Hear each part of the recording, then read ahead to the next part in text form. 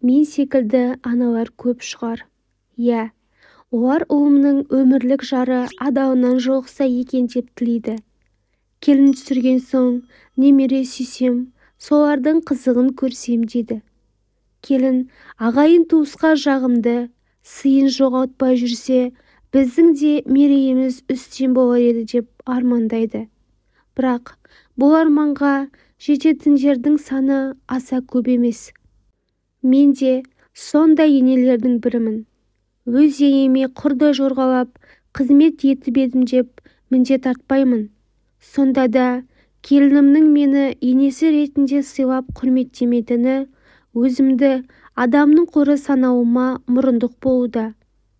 Күйеуім де не қыласың, әлі жас қой, қателігін түсінер. Бастысы ұлымыз екеуінің аралары жақсы болса болғаны деп маған басу айтатын. Ал келініме ес кірер деп қашанғы күтемін. Ақылымды айттым. Келін өз орнын біліп жүруі тиіс екенін де жай сөзбен ұғындырмақ болғанмын. Келінімнің біздің үйдің табалдырығын аттағанына бір жылдан асса да, мен оған зекіп, ұрсып немесе қатты дауыс көтермеген екенмін. Соны жуастығыма балаған шығар. Айтқаныма құлақ аса қоймады. Мен де оның қылығына ашуландым. Алайда сыртқа сыр білдірмей, келіннің жамандығын жасырып, асыратын жақсылығы болмаса да, келінім жақсы деп жауырды жаба тоқуыма ол да үйренді. Содан өмірге тұңғыш немерем келген соң, соның тәтті қылығына алданып, келінімді кешіргендей болдым. Ұлым екеуі тату-тәтті тұрып жатқанда, менің жоқ жерден ши шығарып, араларына сыза түсіргенім жарамас деп үнсіз қалуға мәжбүр болдым. Мен үндемеген сайын келінімде күннен күнге есіріп бара жатқан сияқты сезілді. Онымен қоймай, ол осы үйдегілердің барлығын билеп төстегісі келетінін сөзімен де, іс-әрекетімен де байқатып жүретін. Мұны ұлым да байқамай қалған жоқ. Араларында балаларының бар екеніне де қарамастан, келіншегінің шектен шыққан мінезіне шыдай алмаған ұлым ажырасуға шешім қабылдады. Жеме-жемге келгенде, ұлының шаңырағының шайқалғанын ешбір ата-ана қаламайды. Мен де ұлымның бұл әрекетін құптамадым. Лажы келгенде, барынша отбасын сақтап, келіннің жақсы-жаман мінездеріне шыдап, балаларының көздері жәутеңдеп, анасы мен әкесінің қайсының жағына шығарын білмей, дүдамал күйде қалмасы үшін мен олардың ажырасқанын қаламадым. Немерелерімді аядым. Әке-шешесі келісе алмай, даурығысып жатқанда, екі бұрышта бүрсеңдеп отырған немерелерімді көріп, жүрегім ауырады. Келінімнің мінезіне анау-мынау адам төзе бермейтінін жоғарыда айтып өттім ғой.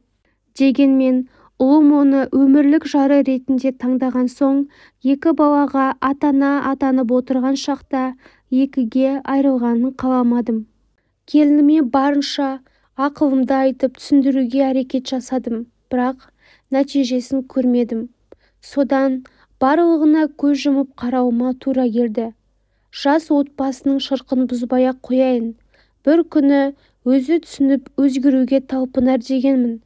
Сосын тағы бір жағымсыз қылығы, үйдегі ұсақ-түйек мәселелерді айтып, анасына шағымдана беруі.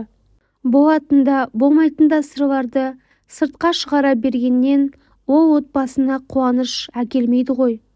Ешкімнен ешқандай көмек болмайды. Керісінше шиеленісіп кетеді. Сондықтан да мәселеңді айтып, өзгеден көмек сұрау ақымақтық дер едім.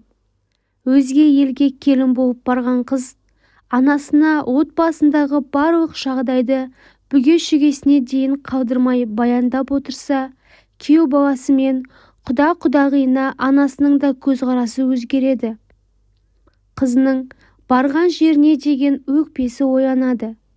Бірте-бірте алауыздық пайда болып, екі елдің арасы суиды.